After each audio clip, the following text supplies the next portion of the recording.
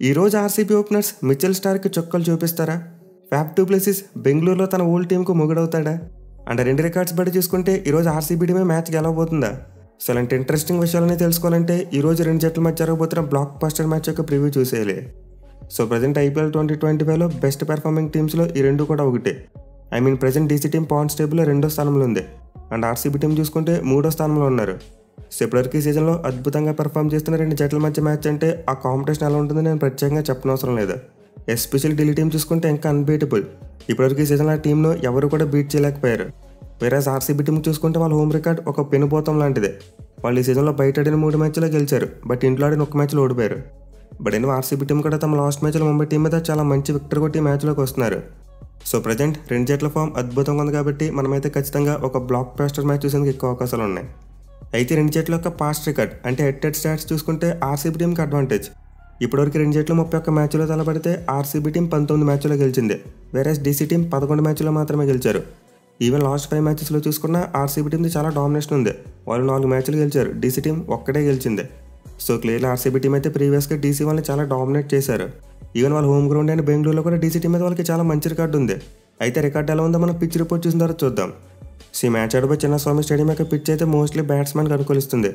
ఎందుకంటే ఇక్కడ వాడే పిచ్చెస్ మీద మంచి పేస్ అండ్ బౌన్స్ ప్రొడ్యూస్ అవుతుంది. దీనివల్ల బ్యాట్స్మెన్ ఎంజాయ్ చేస్తూ బ్యాటింగ్ చేస్తారు. అట్ ది సేమ్ టైం ఈ పిచ్ మీద పేస్ బౌలర్స్ కూడా మంచి హెల్ప్ ఉంటుంది. మెయిన్లీ కొత్త బాల్తో బౌలింగ్ చేసినప్పుడు ప్రాపర్ లైన్ అండ్ లెంత్లో వేస్తే డెఫినెట్లీ వికెట్స్ వస్తాయి. ఇన్ఫాక్ట్ ఈ గ్రౌండ్లో లాస్ట్ మ్యాచ్లో చూసాం, సిరాజ్ మియా కొత్త బాల్తో అదరగొట్టేశాడు. సో బెంగళూరు వికెట్ బ్యాటింగ్ అనుకూలిస్తుంది, at the same time pace bowlers కూడా కాస్త హెల్ప్ అయితే ఉంటుంది. ఇక ఈ గ్రౌండ్ యొక్క స్టాట్స్ విషయానికి వస్తే ఇప్పటివరకు మొత్తం 96 ఐపీఎల్ మ్యాచెస్ జరిగాయి.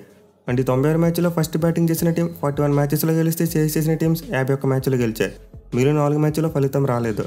అలాగే గ్రౌండ్లో ఫస్ట్ ఇన్నింగ్స్ యావరేజ్ స్కోర్ చూసుకుంటే 168 రన్స్గా ఉంది. సో క్లియర్లీ స్టాట్స్ బట్టి చూసుకుంటే బ్యాట్ అండ్ బాల్ మధ్య ఈక్వల్ కాంపిటీషన్ కనిపిస్తుంది. అలాగే టాస్ విషయంలో చూసుకున్న చేసి చేసిన టీమ్స్కి కాస్త అడ్వాంటేజ్ కనిపిస్తుంది. 10 మ్యాచ్లు ఎక్కువ గెలిచారు చేసి చేసినప్పుడు. బట్ లాస్ట్ 6 మ్యాచెస్లో చూసుకుంటే మాత్రం 4 సార్లు ఫస్ట్ బ్యాటింగ్ చేసిన టీమే గెలిచారు ఈ గ్రౌండ్లో. సో దీన్ని దృష్టిలో పెట్టుకుని టాస్ గెలిచి ముందుగా బ్యాటింగ్ తీసుకోవడం ఏమాత్రం బ్యాడ్ ఆప్షన్ అవ్వదు. మెయిన్ ఆర్సీబీ మరియు డీసీ జట్లు తమ ప్రీవియస్ మ్యాచెస్లో ఫస్ట్ బ్యాటింగ్ చేసే గెలిచారు. అట్ ది సేమ్ టైం ఈ సీజన్లో చూసుకుంటే డ్యూ ఫ్యాక్టర్ కూడా అంత ఎక్కువగా కీ రోల్ ప్లే చేయట్లేదు. సెకండ్ హాఫ్లో కూడా పేస్ బౌలర్స్తో పాటు స్పిన్నర్స్ కూడా బాగా రాణిస్తున్నారు. సో వీటన్నిటిని దృష్టిలో పెట్టుకుని టాస్ గెలిచి ముందుగా బ్యాటింగ్ చేయడం ఏమాత్రం బ్యాడ్ డెసిషన్ కాదు. బట్ ప్రజెంట్ ట్రెండ్ చూసుకుంటే టాస్ గెలిచిన కెప్టెన్ ముందుగా ఫీల్డింగ్ తీసుకుంటున్నాడు కాబట్టి దాన్ని కూడా ఫాలో అవ్వచ్చు. ఇక గ్రౌండ్లో ఆర్సీబీ టీం రికార్డు గురించి ఎంత తక్కువ చెప్పుకుంటే అంత మంచిది. ఎందుకంటే చాలా టీమ్స్కి తమ హోమ్ గ్రౌండ్ కంచుకోటలో ఉంటుంది, కానీ ఆర్సీబీ టీం మాత్రమే చిన్నస్వామి స్టేడియం కంచుకోట కాదు, కలవరించే కోట. ఎందుకంటే వాళ్ళు ఈ గ్రౌండ్ ఎక్కువగా మ్యాచ్లు ఓడిపోతూ ఉంటారు. ఇన్ఫాక్ట్ విన్ పర్సెంటేజ్ 50 కూడా లేదు. ఐ థింక్ 44 మ్యాచెస్ గెలిస్తే 45 మ్యాచెస్లో ఓడిపోయారు. సో ఈ పూర్ హోమ్ రికార్డ్ అయితే ఖచ్చితంగా ఆర్సీబీ టీంని ఎప్పుడు కూడా కలవర పెడుతూ ఉంటుంది. బట్ వాళ్ళకున్న బిగ్గెస్ట్ పాజిటివ్ ఏంటంటే ఈ గ్రౌండ్లో డీసీ మీద చాలా మంచి రికార్డు ఉంది ఆర్సీబీ టీంకి. ఇప్పటివరకు ఈ గ్రౌండ్లో మొత్తం వాళ్ళతో 12 మ్యాచ్లు ఆడితే 7 మ్యాచ్లో గెలిచారు, 4 మ్యాచ్లో మాత్రం ఓడిపోయారు, మిగిలిన మ్యాచ్లో ఫలితం రాలేదు. సో ఆర్సీబీ టీం అయితే డీసీ టీంని మొత్తం అన్ని ప్లేసెస్లో కూడా డామినేట్ చేసింది. అంటే డీసీ హోమ్ గ్రౌండ్లో డామినేట్ చేశారు, అలాగే ఆర్సీబీ హోమ్ గ్రౌండ్లో కూడా డామినేట్ చేశారు. దీంతో ఈ మ్యాచ్లో రెండు రికార్డ్స్ ఖచ్చితంగా ఆర్సీబీ టీంకి సైకలాజికల్ అడ్వాంటేజ్ కలిగిస్తాయి. బట్ ప్రజెంట్ డీసీ టీం యొక్క స్ట్రెంత్ మరియు ఫామ్ చూసుకుంటే ఈ రికార్డులు ఎగిరిపోవచ్చు. మెయిన్ ఆర్సీబీ వాళ్ళు ప్రజెంట్ ఒక ట్రెండ్ సెట్ చేశారు. ఇవే గ్రౌండ్స్లో చాలా ఇయర్స్ తర్వాత మ్యాచెస్ గెలుస్తున్నారు. సో డీసీ టీం కూడా గత 6 ఏళ్ళుగా చూసుకుంటే ఈ గ్రౌండ్లో ఒక విజయం కూడా లేదు. దీంతో మేబీ డీసీ టీం ఈ రోజు మ్యాచ్లో తమ ఓల్డ్ రికార్డును తిరగరాయొచ్చు. So present team and form base చేసుకుని మాత్రం ఎక్కడ కూడా ఆర్సీబీ టీం డీసీని లైట్ తీసుకోకూడదు. ఇన్ఫాక్ట్ నేను అడిగితే మ్యాచ్లో కొన్ని ఆస్పెక్ట్స్లో చూసుకుంటే ఢిల్లీ వాళ్ళ ఫేవరెట్స్గా కనిపిస్తున్నారు. దీంతో డెఫినెట్లీ ఈ రోజు మ్యాచ్లో మనమైతే రెండు జట్ల మధ్య ఒక క్లోజ్ కాంటెస్ట్ చూడడానికి ఎక్కువ అవకాశాలు ఉన్నాయి. ఇక టీమ్స్ విషయానికి వస్తే present RCB team never before అన్నట్టు కనిపిస్తుంది. మీరు వాళ్ళ గతంలో చూసుకుంటే ఎక్కువగా ఫారెన్ ప్లేయర్స్ మీద డిపెండ్ అయ్యేవారు. బట్ ప్రజెంట్ ఆర్సీబీ టీంలో Indian players అదరగొట్టేస్తున్నారు.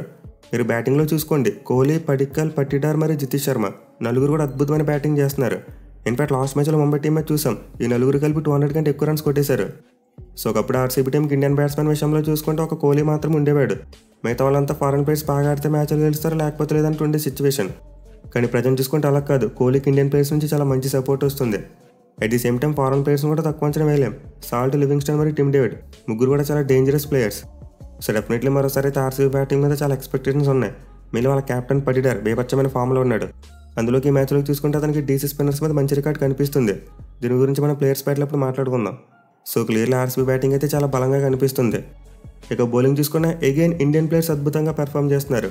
Mainly Bhubaneswar Kumar మరియు ఎస్టేల్ వీరిద్దరు లాస్ట్ మ్యాచ్లో పవర్ ప్లేలో బౌలింగ్ చేశారు. అండ్ ఈ మ్యాచ్లో కూడా ఇదే కంటిన్యూ చేయొచ్చు. ఎందుకంటే మనం డీసీ టాప్ ఆర్డర్ చూసుకుంటే ఓపెనర్స్ ఇద్దరు కూడా రైట్ హ్యాండ్ బ్యాట్స్మెనే. దీంతో పవర్ ప్లేలో left arm seamer and style bowling చేస్తే చాలా మంచి రిజల్ట్ రావచ్చు. ఇక వీళ్ళతో పాటు హ్యాజల్వుడ్ కూడా చాలా మంచి ఫామ్లో ఉన్నాడు. మీరు లాస్ట్ మ్యాచ్లో మిడిల్ అండ్ డెత్ ఓవర్స్లో కూడా బాగానే బౌలింగ్ చేశాడు. అలాగే లెఫ్ట్ ఆర్మ్ విసిరే బౌలర్ కూడా క్రూషియల్ టైంలో చాలా మంచిగా బౌలింగ్ చేస్తున్నాడు. ఇన్ఫాక్ట్ వికెట్లు తీసుకొస్తున్నాడు. బట్ ఎనిమిది మ్యాచ్లో ఆర్సీబీ టీంకి ఒక చిన్న కన్ఫ్యూజన్ ఉంటుంది. అదేంటంటే సుయాష్ శర్మని కంటిన్యూ చేయాలా లేకపోతే రసిక్ సలాంని తీసుకోవాలని చెప్పి. యాక్చువల్లీ బెంగళూరు వికెట్ మీద 4 పేసర్స్తో వెళ్తే బెటర్. బట్ లాస్ట్ మ్యాచ్లో సుయాష్ శర్మ బెటర్గా పెర్ఫామ్ చేశాడు, అది కూడా రెడ్ సాయిల్ వికెట్ మీద. దీంతో ఈ మ్యాచ్లో కూడా ఆర్సీబీ టీం అదే ఫార్ములాకి స్టిక్ అయి ఉంటే బెటర్. లేదు ఎక్స్ట్రా పేసర్ని తీసుకోవాలంటే మళ్ళీ రసిక్ సలాంని తీసుకుంటారు. ఈ మ్యాచ్ కోసం అయితే ఆర్సీబీ టీం యొక్క ప్లేయింగ్ లెవెల్ జరిగితే ఈ ఒక్క మార్పే జరగచ్చు, అదర్వైజ్ సేమ్ కాంబినేషన్తో వస్తారు. ఇక ఢిల్లీ టీం విషయానికి వస్తే వీళ్ళు కూడా అద్భుతమైన ఫామ్లో ఉన్నారు. మేలు లాస్ట్ మ్యాచ్లో చూసాం కేఎల్ రాహుల్ ఓపెనర్గా చెదరగొట్టేశాడు. అయితే ఈ మ్యాచ్లో అతను ఓపెనర్గా కంటిన్యూ అవుతాడా లేదనేది ఒక పెద్ద క్వశ్చన్ మార్క్. ఎందుకంటే ఢిల్లీ టీంకు ఈ మ్యాచ్ కోసం ఫ్యాఫ్ డు ప్లెసిస్ అందుబాటులోకి వచ్చేశాడు. నిన్న అతని నెట్స్లో ఎలాంటి డిస్కంఫర్ట్ లేకుండా ప్రాక్టీస్ చేశారంట. సో మోస్ట్ లైక్లీ ఈ మ్యాచ్లోకి అయితే ఫ్యాఫ్ డు ప్లెసిస్ వస్తాడు. ఇన్ఫాక్ట్ రావాలి కూడా, ఎందుకంటే అతనికి బెంగళూరు వికెట్ బాగా తెలుసు. అలాగే కేఎల్ రాహుల్ చూసుకున్న చాలా క్రూషియల్, అతనికి ఇది హోమ్ గ్రౌండ్. ఈరోజు డీసీ బ్యాటింగ్లో అయితే వీరిద్దరు కూడా చాలా కీ ప్లేయర్స్గా మారుతారు. బట్ వీరిద్దరు కలిసి ఓపెనింగ్ చేయడం మోస్ట్ లైక్లీ జరగకపోవచ్చు, ఎందుకంటే స్టిల్ డీసీ టీంకి మిడిల్ ఆర్డర్లో స్ట్రెంత్ కావాలి. దీనివల్ల మేబీ టీం యొక్క అవసరం కోసం మళ్ళీ కేఎల్ రాహుల్ మిడిల్ ఆర్డర్కి వెళ్ళిపోతాడు. ఇక వీళ్ళతో పాటు మిగతా యంగ్స్టర్స్ అందరూ కూడా బాగానే పెర్ఫామ్ చేస్తున్నారు. ఒక జేఎఫ్ఎం ఇంకా తన మోజు అందుకోలేదు. బట్ అభిషేక్ పురాల్ చూసుకున్న, స్టబ్స్ చూసుకున్న, విప్రాజ్ నిగమ్ చూసుకున్న ముగ్గురు కూడా ఇప్పటివరకు బాగానే పెర్ఫామ్ చేశారు. అండ్ వీళ్ళ ఇంపాక్ట్ ప్లేయర్ అశుతోష్ శర్మ గురించి ప్రత్యేకంగా చెప్పనవసరం లేదు, ఎంత విధ్వంసం చేస్తాడో కల్లారా చూసాం.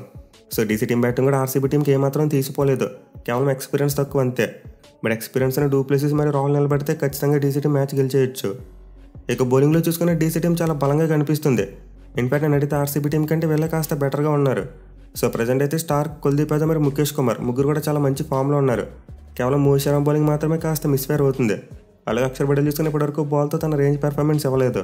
బట్ విప్రాజ్ నిగమ్ మాత్రం బాగా బౌలింగ్ చేస్తున్నాడు. అయితే ఓవరాల్గా చూసుకుంటే వాళ్ళ కాంబినేషన్ బాగుంది. ఆ పేస్ అండ్ స్పిన్ బాగా మిక్స్ అయి ఉంది, ఈక్వల్ స్ట్రెంత్లో ఉంది. ఇన్ఫాక్ట్ ఈ మ్యాచ్లో డీసీ టీం యొక్క పేస్ బౌలింగ్ ఇంకా స్ట్రెంత్ కావచ్చు, ఎందుకంటే టీ నటరాజన్ కూడా నెట్స్లో బాగానే ప్రాక్టీస్ చేశాడంట. సో అతను కనుక ఫుల్ ఫిట్గా ఉంటే మోహిత్ శర్మ ప్లేస్లో ప్లేయింగ్ లెవెల్లోకి వచ్చేస్తాడు. అండ్ దెన్ ఢిల్లీ టీం యొక్క పేస్ బౌలింగ్ చూసుకుంటే ఇంకా బలంగా మారిపోద్ది. సో ఈ మ్యాచ్ కోసం ఢిల్లీ టీం యొక్క ప్లేయింగ్ లెవెల్లో జరిగితే మోస్ట్ లైక్లీ 2 మార్పులే జరగవచ్చు, అదర్వైజ్ నట్టు కనుక ఫిట్గా లేకపోతే వాళ్ళు ఒక్క చేంజ్తోనే వస్తారు. ఇక ఈ మ్యాచ్లో ఉండే crucial segment player battles. So మనం వీడియో స్టార్టింగ్లో చెప్పుకున్నాం ఈరోజు మిచెల్ స్టార్కి చుక్కలే అని చెప్పి, ఎందుకంటే ఆర్సీబీ ఓపెనర్స్ విరాట్ కోహ్లీ మరియు ఫిల్ సాల్ట్ ఇద్దరికి కూడా అతని మీద చాలా మంచి రికార్డు ఉంది. మెయిన్లీ కోహ్లీకి చూసుకుంటే స్టార్క్ అగైనెస్ట్గా 177 స్ట్రైక్ రేట్ ఉంది, అండ్ సాల్ట్కి చూసుకుంటే 237 స్ట్రైక్ రేట్ ఉంది. సో ఇద్దరు బ్యాట్స్మెన్ అయితే ప్రీవియస్గా T20 ఫార్మాట్లో స్టార్క్ని చాలా డామినేట్ చేశారు. బట్ ముఖేష్ కుమార్ మాత్రం వాళ్ళకి చాలా మంచి మ్యాచ్అప్ అవుతాడు.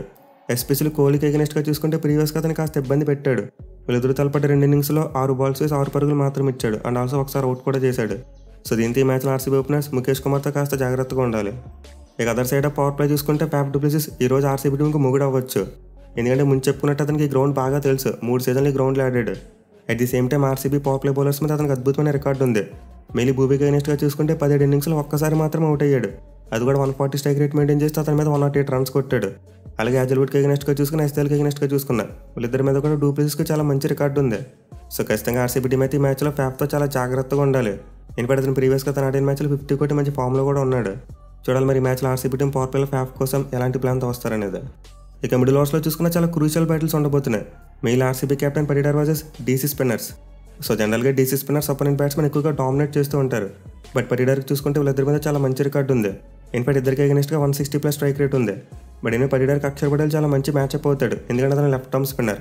అయితే గతంలో చూసుకుంటే అతనికి అగైనెస్ట్గా ఒక ఇన్నింగ్స్లో తడపడ్డాడు పడిడార్, బట్ మరో ఇన్నింగ్స్లో చితకొట్టేశాడు. దీంతో మూడోసారి వీళ్ళిద్దరి మధ్య జరగబోయే బ్యాటిల్ చాలా ఇంట్రెస్టింగ్ ఉండబోతుంది. అయితే పడిడార్ అలా ఉన్నప్పటికీ మిగతా మిడిల్ ఆర్డర్ బ్యాట్స్మెన్ స్పిన్నర్స్తో జాగ్రత్తగా ఉండాలి. ఎస్పెషల్లీ కుల్దీప్ యాదవ్కు, జితేష్ శర్మ మరియు లివింగ్స్టన్ లాంటి ప్లేయర్స్ మీద చాలా మంచి రికార్డు ఉంది. ఇద్దరిని ప్రీవియస్గా స్ట్రగుల్ చేశాడు, అలాగే అవుట్ కూడా చేశాడు. సో మేబీ మ్యాచ్లో డీసీ టీం కుల్దీప్ యాదవ్ని కాస్త లేట్గా తీసుకొస్తే బెటర్. పడిడార్ ఉన్నప్పుడు ఎక్కువగా బౌలింగ్ అవ్వకుండా జితేష్ మరియు లివింగ్స్టన్ వచ్చే వరకు కాస్త వెయిట్ చేయాలి. సో ఖచ్చితంగా ఈ మ్యాచ్లో అయితే ఆర్సీబీ పవర్ హిట్టర్స్కి మరియు కుల్దీప్ యాదవ్కి మధ్య చాలా మంచి బ్యాట్లు ఉండబోతుంది. ఇక అదర్ సైడ్ చూసుకుంటే కేవలం ఆర్సీబీ టీంకి ఒక పెద్ద థ్రెట్గా మారొచ్చు, ఎందుకంటే అతను కూడా ఆర్సీబీ బౌలర్స్ మీద చాలా మంచి రికార్డు ఉంది. మళ్ళీ అతను మిడిల్ అండ్ డెత్ ఓవర్స్లో జాస్ హ్యాజల్వుడ్ని కౌంటర్ చేయొచ్చు, ఎందుకంటే అతని మీద చాలా మంచి స్ట్రైక్ రేట్ ఉంది. ఈవెన్ 2 సార్లు అవుట్ అయిపోయినప్పటికీ స్ట్రైక్ రేట్ మరియు యావరేజ్ చాలా హెల్తీగా ఉన్నాయి. అలాగే కృణాల్ పాండ్యా లాంటి బౌలర్కి అగైనెస్ట్గా చూసుకున్న రాహుల్ ఇప్పటివరకు ఒకసారి కూడా అవుట్ కాలేదు, బట్ అతని బౌలింగ్లో కాస్త స్ట్రగుల్ అయ్యాడు. ఇన్ఫాక్ట్ 100 స్ట్రైక్ రేట్ మాత్రం ఉంది.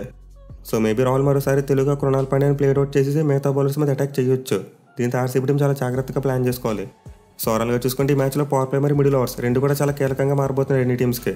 అండ్ ఈ 2 పేజెస్లో ఎవరైతే అపోనెంట్ టీంని డామినేట్ చేస్తారో మోస్ట్ లైక్లీ వాళ్ళే మ్యాచ్ గెలవచ్చు. మరి మీరు ఈ మ్యాచ్లో ఏ టీం గెలుస్తుంది అనుకుంటున్నారు కింద కామెంట్ చేయండి. Thank you for watching. Have a nice day.